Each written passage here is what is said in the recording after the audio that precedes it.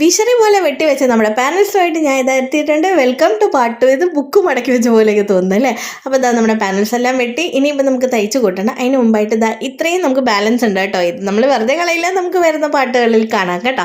അപ്പോൾ ഇതാ ഇതേപോലെ ഞാൻ തുന്നി എടുക്കുകയാണ്. അപ്പോൾ ഇതിൽ സ്വീറ്റ് ഹാർട്ടിനൊക്കെയാണ് ഞാൻ ഉദ്ദേശിക്കുന്നത് കേട്ടോ. അപ്പം എല്ലാവർക്കും സ്വീറ്റ് ഹാർട്ട് ചെയ്യുന്നു. അപ്പോൾ പിന്നെ നമുക്കൊരു സ്വീറ്റ് ഹാർട്ടൊക്കെ ആവാമല്ലോ. പിന്നെ ഞാൻ ബോർഡറൊന്നും കൊടുക്കുന്നില്ല കേട്ടോ. വളരെ പ്ലെയിൻ ആയിട്ട് ആ ഓറഞ്ച് തന്നെ അതിൻ്റെ ഒരു നല്ല കളറാണ്. അതിനകത്തിനും വേറെ ബോർഡറൊന്നും ആഡ് ചെയ്യേണ്ടതെന്നാണ് എനിക്ക് തോന്നിയത്. അപ്പോൾ ഇതാണ് നമ്മുടെ ഫൈനൽ ഔട്ട്ഫിറ്റ് വരുന്നത്.